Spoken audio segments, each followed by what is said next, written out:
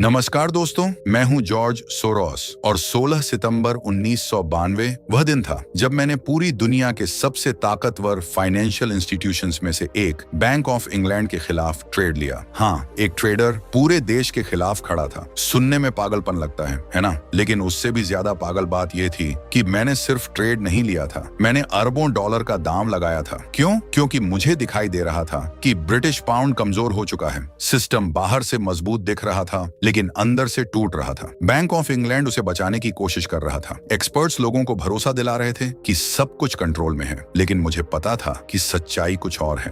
उस दिन मेरे सामने सिर्फ दो रास्ते थे, या तो मैं भीड़ की तरह चुप रहूं या फिर अपने विश्वास पर अरबों डॉलर का रिस्क लूं, और मैंने दूसरा रास्ता चुना। फिर कुछ ही घंटों में ब्रिटिश पाउंड गिरने लगा। बैंक ऑफ इंग्लैंड उसे बचाने में असफल हो गया। पूरी दुनिया शॉक में थी और जब धूल बैठी तो मेरे अकाउंट में लगभग $1 बिलियन का प्रॉफिट था। सिर्फ एक ट्रेड, सिर्फ एक कन्विक्शन, और उसी दिन दुनिया ने मुझे एक नया नाम दिया, the man who broke the bank of England. लेकिन यकीन मानो, ये कहानी $1 बिलियन की नहीं है। ये कहानी उस माइंडसेट की है जो 99% ट्रेडर्स कभी विकसित नहीं कर पाते, क्योंकि मार्केट में सबसे बड़ा प्रॉफिट नॉलेज से नहीं आता, वह आता है सच को देखने की हिम्मत से। तो आखिर मुझे ऐसा क्या दिखाई दिया था जो पूरी दुनिया नहीं देख पाई, और क्यों एक ट्रेडर पूरे देश के खिलाफ खड़ा होने को तैयार हो गया? यही कहानी आज हम गहराई से समझने वाले हैं। 16 सितंबर 1992 से कुछ समय पहले दुनिया को लग रहा था कि सब कुछ सामान्य है। लोग ब्रिटिश पाउंड पर भरोसा कर रहे थे, बैंक भरोसा कर रहे थे, एक्सपर्ट्स भरोसा कर रहे थे,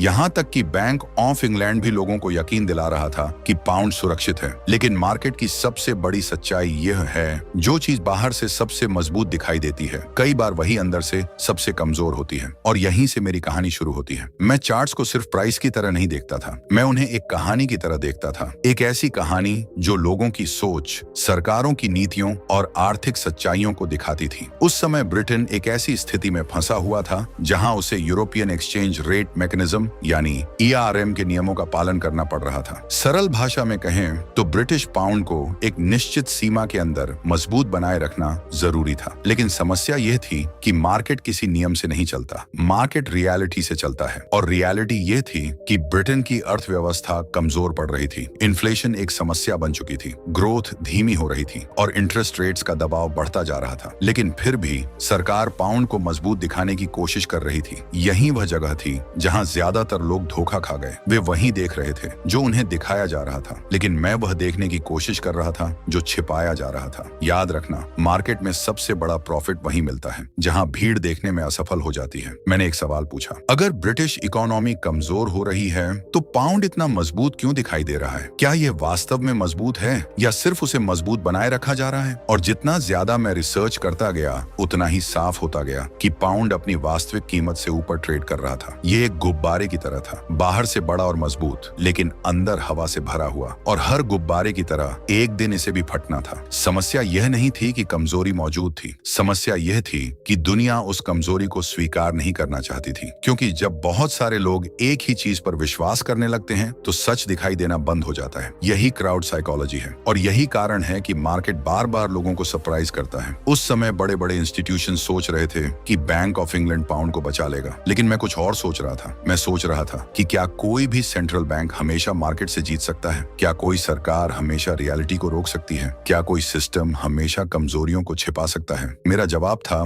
नहीं, क्योंकि हिस्ट्री बार बार यही साबित करती है कि मार्केट को कुछ समय के लिए रोका जा सकता है, लेकिन हमेशा के लिए नहीं। और यही वह सोच थी जिसने मुझे भीड़ से अलग कर दिया। मैं प्रॉफिट के बारे में नहीं सोच रहा था, मैं सही होने के बारे में भी नहीं सोच रहा था, मैं सिर्फ रियलिटी को समझने की कोशिश कर रहा था। क्योंकि ट्रेडिंग में सबसे बड़ा एडवांटेज इंफॉर्मेशन नहीं है, सबसे बड़ा एडवांटेज है सही सवाल पूछना। और मैंने वही किया। मैंने खुद से पूछा, अगर यह सिस्टम टूट गया तो क्या होगा? अगर बैंक ऑफ इंग्लैंड हार गया तो क्या होगा? अगर पाउंड गिर गया तो क्या होगा? और हर जवाब मुझे एक ही दिशा में ले जा रहा था, एक बहुत बड़ी अपॉर्चुनिटी की तरफ। लेकिन अभी भी एक समस्या थी। कमजोरी देख लेना आसान था, उस कमजोरी पर विश्वास करना मुश्किल था, क्योंकि पूरी दुनिया ऑपोजिट डायरेक्शन में खड़ी थी। एक्सपर्ट्स कुछ और कह रहे थे, मीडिया कुछ और कह रही थी, बैंक्स कुछ और सोच रहे थे, और मैं अकेला दूसरी तरफ खड़ा था। यहीं से ट्रेडिंग साइकोलॉजी का सबसे कठिन हिस्सा शुरू होता है, जब तुम्हें अपनी आंखों पर भरोसा करना पड़ता है, भीड़ की आवाज पर नहीं। क्योंकि मार्केट में बड़े पैसे एनालिसिस से नहीं बनते, बड़े पैसे कन्विक्शन से बनते हैं। और धीरे धीरे मेरे अंदर वही कन्विक्शन बन रहा था। मुझे अब सिर्फ कमजोरी नहीं दिखाई दे रही थी, मुझे आने वाला तूफान दिखाई दे रहा था। लेकिन एक सवाल अभी भी बाकी था। अगर मुझे यकीन था कि पाउंड गिरेगा तो क्या मैं सिर्फ सोचता रहूं या फिर अपनी पूरी कन्विक्शन के साथ ट्रेड भी लूं? क्योंकि मार्केट में अपॉर्चुनिटी को पहचानना पहली जीत होती है, लेकिन उस अपॉर्चुनिटी पर एक्शन लेना असली परीक्षा होती है। और यही परीक्षा मुझे अगले लेसन में देनी थी, क्योंकि अब समय आ चुका था भीड़ के खिलाफ खड़े होने का। पिछले लेसन में मैंने उस कमजोरी को देख लिया था जो दुनिया नहीं देख पा रही थी। मुझे साफ दिखाई दे रहा था कि ब्रिटिश पाउंड उतना मजबूत नहीं था जितना लोगों को दिखाया जा रहा था। लेकिन ट्रेडिंग में सबसे मुश्किल काम अपॉर्चुनिटी ढूंढना नहीं होता, सबसे मुश्किल काम होता है उस अपॉर्चुनिटी पर विश्वास करना जब पूरी दुनिया तुम्हारे खिलाफ खड़ी हो। और मेरी असली परीक्षा यहीं से शुरू हुई, क्योंकि उस समय मैं सिर्फ मार्केट के खिलाफ नहीं जा रहा था, मैं दुनिया की सोच के खिलाफ जा रहा था। बैंक ऑफ इंग्लैंड कह रहा था कि पाउंड सुरक्षित है, एक्सपर्ट्स कह रहे थे कि सिस्टम स्टेबल है, बड़े इंस्टीट्यूशंस कह रहे थे कि सब कुछ कंट्रोल में है। और जब इतने बड़े लोग एक ही बात कह रहे हों तो इंसान के अंदर डाउट पैदा होना स्वाभाविक है। यही क्राउड साइकोलॉजी का जाल है। जब लाखों लोग एक ही चीज पर विश्वास करते हैं तो वह सच जैसी लगने लगती है, चाहे वह सच हो या नहीं। याद रखना, मार्केट में सबसे खतरनाक शब्द है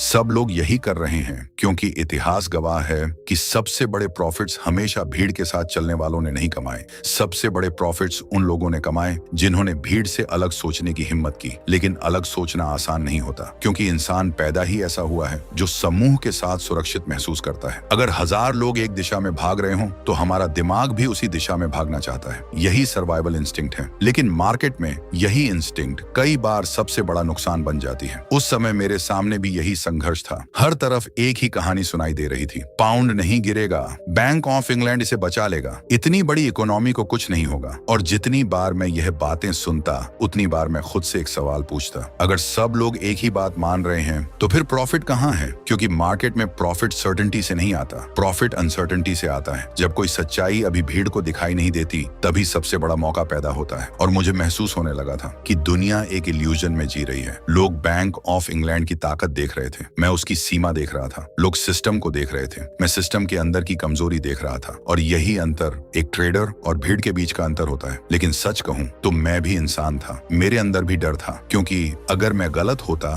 तो नुकसान बहुत बड़ा हो सकता था, और अगर मैं सही होता तो इतिहास बन सकता था। यही वह पल होता है जहां ट्रेडर की साइकोलॉजी की असली परीक्षा होती है। नॉलेज यहाँ काम नहीं आती, इंडिकेटर्स यहाँ काम नहीं आते, चार्ट्स भी यहाँ ज्यादा मदद नहीं करते। यहाँ सिर्फ कन्विक्शन काम आता है। अपने एनालिसिस पर विश्वास, अपने रिसर्च पर विश्वास, अपने निर्णय पर विश्वास। याद रखना, मार्केट में कई बार सही होना काफी नहीं होता, तुम्हें सही रहते हुए टिके रहना भी आना चाहिए। और यही चीज ज्यादातर ट्रेडर्स नहीं कर पाते। वे एनालिसिस तो कर लेते हैं, लेकिन जब भीड़ ऑपोजिट डायरेक्शन में जाती है तो वे घबरा जाते हैं, वे अपना फैसला बदल देते हैं, वे अपने ही रिसर्च पर डाउट करने लगते हैं, और अंत में वे वही करते हैं जो बाकी लोग कर रहे होते हैं। लेकिन मैंने फैसला कर लिया था, मैं भीड़ की नहीं सुनूंगा, मैं फैक्ट्स सुनूंगा, मैं इमोशंस नहीं देखूंगा, मैं रियलिटी देखूंगा। क्योंकि मार्केट में भीड़ अक्सर आखिरी में सच स्वीकार करती है, पहले नहीं। यही वजह है कि बड़े अपॉर्चुनिटीज हमेशा अनकंफर्टेबल लगते हैं। अगर कोई ट्रेड बहुत कंफर्टेबल लग रहा है तो शायद उसमें अपॉर्चुनिटी ही नहीं है। सच्चे अपॉर्चुनिटीज अक्सर डरावने होते हैं। वे तुम्हें चैलेंज करते हैं, वे तुम्हें अकेला महसूस कराते हैं, और वे तुमसे पूछते हैं क्या तुम्हें सच में अपने एनालिसिस पर भरोसा है? मेरे सामने भी यही सवाल खड़ा था, और मैंने जवाब दिया हाँ, क्योंकि मैं बैंक ऑफ इंग्लैंड के खिलाफ ट्रेड नहीं ले रहा था। मैं रियलिटी के पक्ष में खड़ा था। मैं सरकार के खिलाफ नहीं था, मैं इकोनॉमिक्स के साथ था। और इकोनॉमिक्स मुझे एक ही बात बता रही थी कि ये सिस्टम ज्यादा देर तक नहीं टिकेगा। धीरे धीरे मेरी कन्विक्शन और मजबूत होती गई। अब ये सिर्फ एक आइडिया नहीं था, अब ये एक अपॉर्चुनिटी बन चुकी थी। एक ऐसी अपॉर्चुनिटी जो शायद जिंदगी में एक बार मिलती है। लेकिन अपॉर्चुनिटी को पहचानना और उसे पकड़ना दो अलग अलग बातें हैं। क्योंकि अब अगला सवाल सामने था, अगर मुझे इतना विश्वास है तो मैं कितना बड़ा रिस्क लेने को तैयार हूँ? क्या मैं एक छोटा ट्रेड लूं या फिर अपने विश्वास के अनुसार इतिहास का सबसे बड़ा दाम लगाऊं? यहीं से कहानी और खतरनाक होने वाली थी, क्योंकि अगले लेसन में मैं सिर्फ ब्रिटिश पाउंड के खिलाफ ट्रेड नहीं लेने वाला था, मैं अपनी पूरी कन्विक्शन को पैसे में बदलने वाला था। और वही फैसला आगे चलकर मुझे $1 बिलियन प्रॉफिट तक ले जाने वाला था। पिछले लेसन में मैंने फैसला कर लिया था कि ब्रिटिश पाउंड कमजोर है। मैंने भीड़ को देखा, एक्सपर्ट्स को देखा, बैंक ऑफ इंग्लैंड को देखा, और फिर इकोनॉमिक्स को देखा। और जितना गहराई से मैंने सिचुएशन को समझा उतना ही मेरा विश्वास मजबूत होता गया। लेकिन मार्केट में एक बहुत बड़ा फर्क होता है कुछ सोचने और उस पर पैसा लगाने में। क्योंकि जब तक तुम्हारे विचारों के पीछे तुम्हारा पैसा नहीं लगा होता तब तक वे सिर्फ विचार होते हैं, और जब पैसा लग जाता है तब वही विचार कन्विक्शन बन जाते हैं। यहीं से मेरी जिंदगी का सबसे बड़ा फैसला शुरू हुआ। मैंने खुद से एक सवाल पूछा, अगर मैं सच में मानता हूं कि पाउंड गिरेगा तो क्या मैं छोटा ट्रेड लूं? अगर मैं सही निकला तो क्या मुझे पछतावा नहीं होगा? और अगर मेरा एनालिसिस इतना मजबूत है तो फिर मैं डर क्यों रहा हूं? यही वह सवाल था जिसने मुझे एक अलग दिशा में सोचने पर मजबूर किया। क्योंकि ज्यादातर ट्रेडर्स एक अजीब गलती करते हैं। जब उन्हें कॉन्फिडेंस नहीं होता तो वे बड़ा रिस्क लेते हैं, और जब उन्हें कॉन्फिडेंस होता है तो वे छोटा ट्रेड लेते हैं। मैंने इसका उल्टा किया। मैंने पहले कॉन्फिडेंस बनाया, मैंने पहले रिसर्च की, मैंने पहले फैक्ट्स समझे और उसके बाद पोजीशन के बारे में सोचा। याद रखना, प्रोफेशनल ट्रेडर्स पहले रिस्क के बारे में सोचते हैं, बिगिनर्स पहले प्रॉफिट के बारे में सोचते हैं, और यही दोनों के बीच सबसे बड़ा अंतर होता है। मैं प्रॉफिट के सपने नहीं देख रहा था, मैं सिनारियो एनालिसिस कर रहा था। मैं ये सोच रहा था, अगर मैं सही हुआ तो क्या होगा, अगर मैं गलत हुआ तो क्या होगा, और सबसे महत्वपूर्ण, अगर मैं कुछ नहीं करूंगा तो क्या होगा। क्योंकि मार्केट में कई बार सबसे बड़ा रिस्क ट्रेड लेना नहीं होता, सबसे बड़ा रिस्क सही अपॉर्चुनिटी को छोड़ देना होता है। धीरे धीरे मेरे सामने पिक्चर साफ होती जा रही थी। ब्रिटिश पाउंड दबाव में था, इकोनॉमी कमजोर थी, और बैंक ऑफ इंग्लैंड मार्केट से लड़ रहा था। लेकिन इतिहास ने मुझे एक बात सिखाई थी, कोई भी सेंट्रल बैंक हमेशा मार्केट से नहीं जीत सकता। कुछ समय तक लड़ सकता है, लेकिन हमेशा नहीं। और यही विश्वास मुझे एक बड़े निर्णय की तरफ ले जा रहा था। मैंने फैसला किया कि यह कोई साधारण ट्रेड नहीं है, यह एक रेयर अपॉर्चुनिटी है, एक ऐसी अपॉर्चुनिटी जो शायद एक ट्रेडर को जिंदगी में सिर्फ एक बार मिलती है। और जब जिंदगी का सबसे बड़ा मौका सामने खड़ा हो तो आधे मन से फैसला नहीं लिया जाता, पूरे विश्वास से लिया जाता है। यहीं से मेरी पोजीशन बढ़ने लगी। दुनिया को शायद अंदाजा भी नहीं था कि एक ट्रेडर इतना बड़ा दांव लगाने की तैयारी कर रहा है। लोग चार्ट्स देख रहे थे, न्यूज देख रहे थे, एक्सपर्ट्स की बातें सुन रहे थे, लेकिन मैं सिर्फ एक चीज देख रहा था, रियलिटी। क्योंकि मार्केट में पैसा प्रेडिक्शन से नहीं बनता, मार्केट में पैसा कन्विक्शन से बनता है, और कन्विक्शन तब बनता है जब नॉलेज और करेज एक साथ मिलते हैं। लेकिन सच कहूं तो ये आसान नहीं था। रात को सोते समय भी दिमाग चलता था, क्या मैं कुछ मिस कर रहा हूँ? क्या कहीं एनालिसिस गलत तो नहीं? क्या बैंक ऑफ इंग्लैंड कोई ऐसा कदम उठाएगा जो पूरी गेम बदल देगा? ये सवाल मेरे दिमाग में आते थे। क्योंकि कॉन्फिडेंस का मतलब डर का खत्म हो जाना नहीं होता, कॉन्फिडेंस का मतलब है डर के बावजूद सही निर्णय लेना। और यही ट्रेडिंग साइकोलॉजी का सबसे कठिन हिस्सा है। ज्यादातर लोग सोचते हैं कि सक्सेसफुल ट्रेडर्स को डर नहीं लगता। गलत, हर बड़े ट्रेडर को डर लगता है। फर्क सिर्फ इतना है कि वे डर को स्टीयरिंग व्हील नहीं पकड़ने देते, वे फैक्ट्स को स्टीयरिंग व्हील पकड़ने देते हैं। और मैंने भी वही किया। मैं इमोशंस नहीं सुन रहा था, मैं नंबर्स सुन रहा था, मैं हेडलाइंस नहीं सुन रहा था, मैं इकोनॉमिक्स सुन रहा था। और इकोनॉमिक्स मुझे एक ही बात बता रही थी कि यह सिस्टम ज्यादा देर तक टिक नहीं पाएगा। धीरे धीरे मेरे अंदर एक अजीब शांति आने लगी, क्योंकि अब फैसला हो चुका था, अब एनालिसिस पूरा हो चुका था, अब सिर्फ इंतजार बाकी था। और कई बार ट्रेडिंग में सबसे कठिन काम एक्शन लेना नहीं होता, सबसे कठिन काम एक्शन लेने के बाद इंतजार करना होता है। मैंने अपना दांव लगा दिया था, अब मार्केट को अपना फैसला सुनाना था। लेकिन मुझे नहीं पता था कि आने वाले दिनों में क्या होने वाला है। मुझे नहीं पता था कि दुनिया इस घटना को इतिहास की किताबों में लिखेगी। मुझे नहीं पता था कि एक दिन लोग मुझे the man who broke it bank of England कहेंगे। लेकिन मुझे एक बात पता थी, तूफान आने वाला है, और जब वह आएगा तो सिर्फ ब्रिटिश पाउंड नहीं हिलेगा, पूरी दुनिया हिलेगी। क्योंकि अब कहानी उस मोड़ पर पहुंच चुकी थी जहां एनालिसिस खत्म होने वाला था और रियलिटी शुरू होने वाली थी। 16 सितंबर 1992, वह दिन जिसने फाइनेंस की दुनिया को हमेशा के लिए बदल दिया। और अगले लेसन में हम उसी ऐतिहासिक दिन की कहानी जानेंगे, जिस दिन बैंक ऑफ इंग्लैंड और मार्केट आमने सामने खड़े थे और पूरी दुनिया उनकी लड़ाई देख रही थी। 16 सितंबर 1992 एक ऐसी तारीख जिसे फाइनेंस की दुनिया कभी नहीं भूलेगी। उस दिन सिर्फ करेंसीज की लड़ाई नहीं हो रही थी, उस दिन सिर्फ ट्रेडर्स और इन्वेस्टर्स एक्टिव नहीं थे। उस दिन पूरी दुनिया की नजर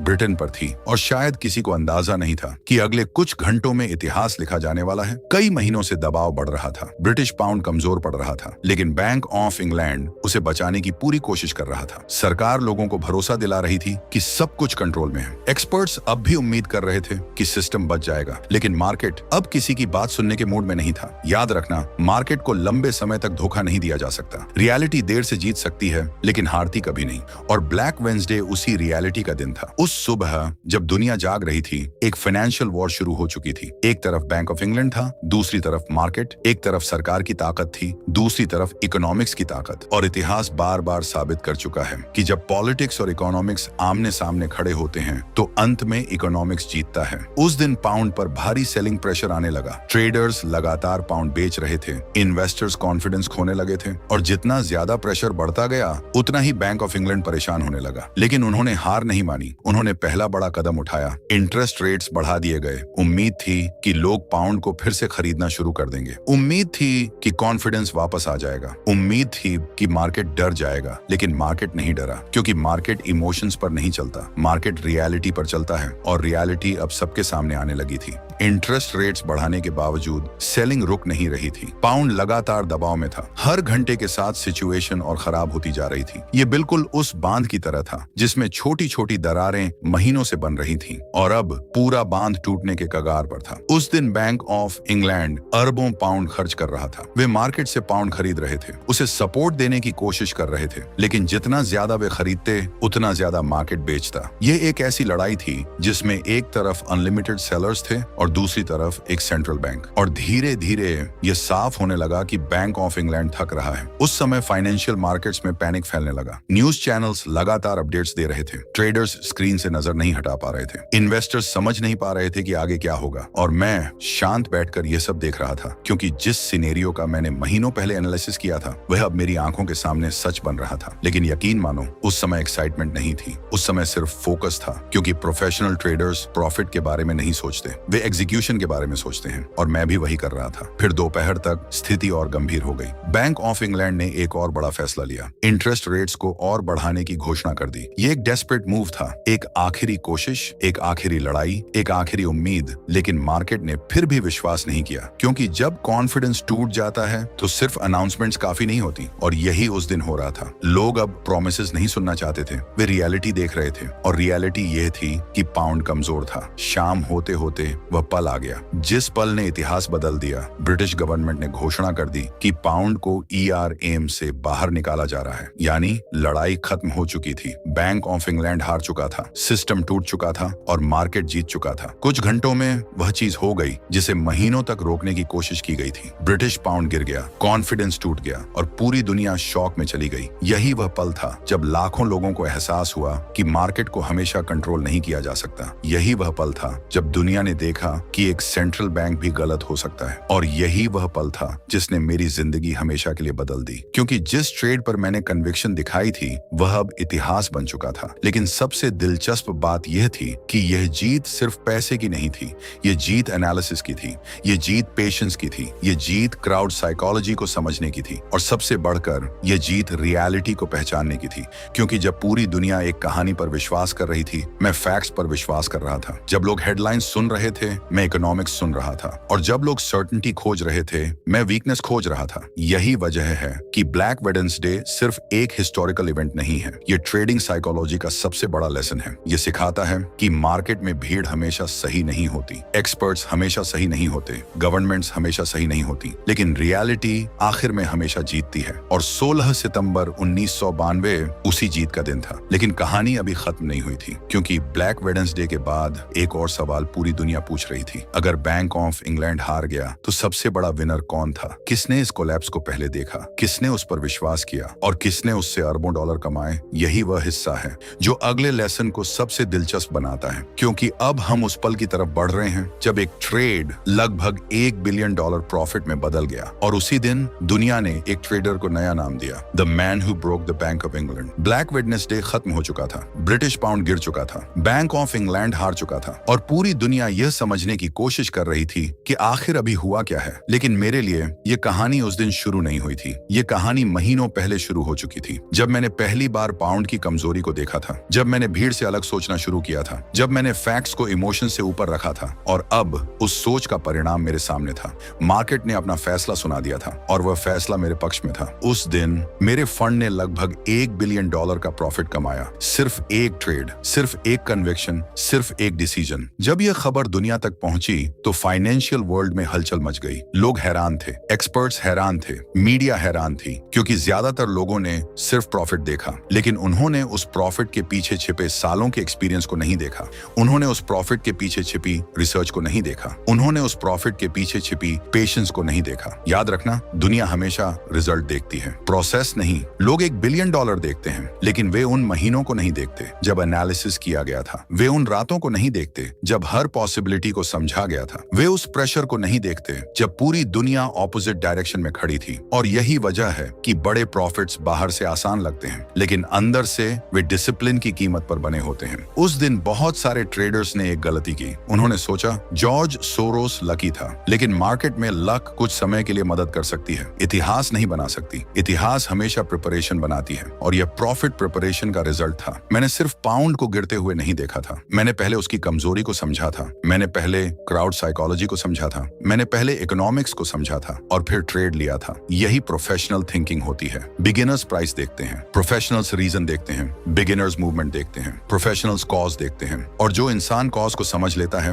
वह अक्सर मूवमेंट से पहले तैयार हो जाता है। ब्लैक वेंसडे के बाद दुनिया ने मुझे एक नया नाम दिया, the man who broke the bank of England. यह नाम ड्रामेटिक था, पावरफुल था, लेकिन सच कहूं तो मैंने बैंक ऑफ इंग्लैंड को नहीं तोड़ा था, रियलिटी ने तोड़ा था, इकोनॉमिक्स ने तोड़ा था, मार्केट ने तोड़ा था। मैंने सिर्फ वह देखा जो बाकी लोग नहीं देख पाए। यही ट्रेडिंग का सबसे बड़ा लेसन है। मार्केट में पैसा भविष्य बताने से नहीं बनता, मार्केट में पैसा प्रोबेबिलिटी को समझने से बनता है। क्योंकि कोई भी ट्रेडर फ्यूचर नहीं जानता, मैं भी नहीं जानता था। मुझे सिर्फ इतना पता था कि फैक्ट्स किस दिशा में इशारा कर रहे हैं, और जब फैक्ट्स और क्राउड अलग अलग बातें कह रहे थे तो मैंने फैक्ट्स को चुना। यही डिसीजन $1 बिलियन में बदल गया। लेकिन सबसे महत्वपूर्ण बात प्रॉफिट नहीं थी, सबसे महत्वपूर्ण बात माइंडसेट थी। क्योंकि उस दिन मुझे एक बात और साफ समझ आ गई, मार्केट हमेशा अवसर देता है, लेकिन अवसर सिर्फ उन्हें दिखाई देते हैं जो भीड़ से अलग सोच सकते हैं, जो अनकंफर्टेबल होने को तैयार हैं, जो अकेले खड़े होने को तैयार हैं, और जो अपने एनालिसिस पर विश्वास कर सकते हैं। यही कारण है कि ब्लैक वेंसडे सिर्फ प्रॉफिट की कहानी नहीं है, ये कन्विक्शन की कहानी है, ये करेज की कहानी है,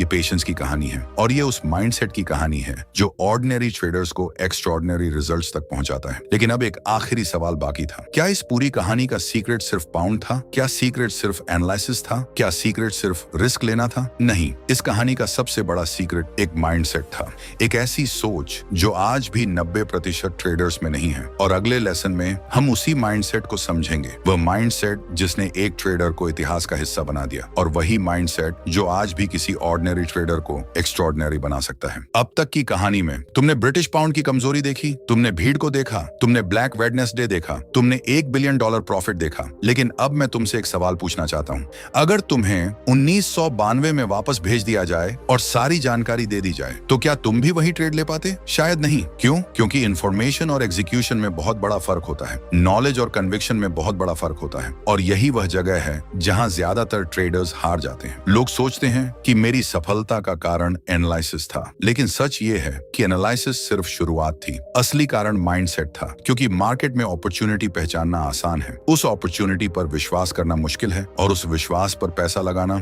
सबसे मुश्किल है। यही कारण है कि मैं हमेशा कहता हूँ, it's not whether you're right और wrong, it's how much money you make when you're right and how much you lose when you're wrong. यानी सवाल ये नहीं है कि तुम सही हो या गलत, सवाल ये है जब तुम सही हो तो कितना कमाते हो, और जब गलत हो तो कितना खोते हो। यही माइंडसेट मुझे बाकी ट्रेडर्स से अलग बनाता था, क्योंकि मैं हर ट्रेड जीतने की कोशिश नहीं करता था। मैं सिर्फ उन ट्रेड्स का इंतजार करता था जहां रिवॉर्ड रिस्क से बहुत बड़ा हो। याद रखना, मार्केट में अमीर बनने के लिए 100 बार सही होना जरूरी नहीं है। कई बार कुछ बड़े डिसीजंस ही पूरी जिंदगी बदल देते हैं, लेकिन वे डिसीजंस तभी काम करते हैं जब तुम्हारे पास पेशेंस हो। आज की दुनिया में लोग जल्दी अमीर बनना चाहते हैं, जल्दी रिजल्ट्स चाहते हैं, जल्दी सक्सेस चाहते हैं, लेकिन मार्केट जल्दी करने वालों को रिवॉर्ड नहीं करता, मार्केट डिसिप्लिन्ड लोगों को रिवॉर्ड करता है। और यही माइंडसेट मुझे सालों तक गाइड करता रहा। जब पूरी दुनिया पैनिक करती थी, मैं फैक्ट्स देखता था। जब पूरी दुनिया एक्साइटेड होती थी, मैं रिस्क देखता था। जब पूरी दुनिया सर्टेनिटी खोज रही होती थी, मैं प्रोबेबिलिटी खोज रहा होता था। यही प्रोफेशनल थिंकिंग है, क्योंकि मार्केट सर्टेनिटी की जगह नहीं है, मार्केट प्रोबेबिलिटी की जगह है। कोई भी ट्रेडर फ्यूचर नहीं जानता, कोई भी एक्सपर्ट फ्यूचर नहीं जानता, कोई भी गवर्नमेंट फ्यूचर नहीं जानती, लेकिन एक चीज हर सक्सेसफुल ट्रेडर जानता है, रिस्क को कैसे कंट्रोल करना है। यही वजह है कि मैं कभी प्रेडिक्शन पर फोकस नहीं करता था, मैं रिस्क रिवॉर्ड पर फोकस करता था। अगर अपॉर्चुनिटी बड़ी है और रिस्क मैनेजेबल है तो ट्रेड लेने लायक है। अगर अपॉर्चुनिटी छोटी है तो चाहे चाहे कॉन्फिडेंस कितना भी हो, उसका कोई मतलब नहीं। यही सोच वेल्थ बनाती है और यही सोच 90% ट्रेडर्स में नहीं होती, क्योंकि ज्यादातर लोग मार्केट में पैसा कमाने आते हैं, लेकिन प्रोफेशनल्स मार्केट में कैपिटल बचाने आते हैं। और जो कैपिटल बचाना सीख जाता है वह इवेंचुअली पैसा कमाना भी सीख जाता है। याद रखना, मैंने बैंक ऑफ इंग्लैंड के खिलाफ ट्रेड इसलिए नहीं लिया था क्योंकि मैं फियरलेस था। मैंने ट्रेड इसलिए लिया था क्योंकि मेरा एनालिसिस स्ट्रांग था और उससे भी ज्यादा मेरा रिस्क डिफाइंड था। यही अंतर है गैम्बलिंग और ट्रेडिंग में। गैम्बलर उम्मीद पर खेलता है, ट्रेडर प्रोबेबिलिटी पर। गैम्बलर एक्साइटमेंट खोजता है, ट्रेडर अपॉर्चुनिटी खोजता है। गैम्बलर इमोशन से चलता है, ट्रेडर लॉजिक से। और यही माइंडसेट एक ऑर्डिनरी ट्रेडर को एक्स्ट्राऑर्डिनरी बना सकता है। लेकिन यहाँ सबसे बड़ा लेसन अभी भी बाकी है, क्योंकि लोग अक्सर सोचते हैं कि $1 बिलियन कमाने से जिंदगी बदल जाती है। लेकिन सच ये है कि पैसा इंसान को नहीं बदलता। पैसा सिर्फ इंसान की असली सोच को बड़ा कर देता है। अगर माइंडसेट कमजोर है तो ज्यादा पैसा भी ज्यादा गलतियां पैदा करेगा। अगर माइंडसेट मजबूत है तो पैसा सिर्फ एक टूल बन जाएगा। और यही वजह है कि वेल्थ अकाउंट में बनने से पहले माइंडसेट में बनती है। यही मेरी कहानी का असली सीक्रेट है। $1 बिलियन सीक्रेट नहीं था, ब्लैक वेंसडे सीक्रेट नहीं था, ब्रिटिश पाउंड सीक्रेट नहीं था। सीक्रेट था भीड़ से अलग सोचने की हिम्मत, फैक्ट्स पर भरोसा करने की क्षमता, रिस्क को समझने की बुद्धिमानी और सही समय पर एक्शन लेने का साहस। क्योंकि आखिर में मार्केट में सबसे बड़ा प्रॉफिट नॉलेज से नहीं आता, सबसे बड़ा प्रॉफिट क्लैरिटी से आता है। जब पूरी दुनिया एक दिशा में भाग रही हो और तुम रियलिटी को देख सको, जब पूरी दुनिया डर रही हो और तुम शांत रह सको, जब पूरी दुनिया एक्साइटेड हो और तुम डिसिप्लिन रह सको, यही माइंडसेट है, यही एज है। और यही कारण है कि कुछ लोग मार्केट में आते हैं और गायब हो जाते हैं, जबकि कुछ लोग इतिहास बन जाते हैं। ब्लैक वेडनेसडे ने मुझे $1 बिलियन दिया, लेकिन उससे भी ज्यादा महत्वपूर्ण उसने एक लेसन दिया कि मार्केट में जीत हमेशा सबसे इंटेलिजेंट इंसान की नहीं होती। जीत उसकी होती है जो सही समय पर सही माइंडसेट बनाए रख सके। और शायद यही किसी भी ट्रेडर के लिए सबसे बड़ी सीख है, क्योंकि मार्केट में फॉर्चून बनाने से पहले तुम्हें अपने माइंड को मास्टर करना पड़ता है। और जिस दिन तुम ये सीख जाते हो उस दिन प्रॉफिट सिर्फ समय की बात रह जाता है। अगर इस कहानी ने तुम्हारी ट्रेडिंग की सोच बदल दी है तो इस वीडियो को लाइक जरूर करना, चैनल को सब्सक्राइब करना, ताकि ऐसी ही लेजेंडरी ट्रेडर स्टोरीज और डीप ट्रेडिंग साइकोलॉजी तुम तक पहुंचती रहे। और कमेंट में सिर्फ एक लाइन लिखना, फैक्ट्स ओवर फियर, क्योंकि आखिर में मार्केट में वही जीतता है जो भीड़ की आवाज नहीं, रियलिटी की आवाज सुनता है।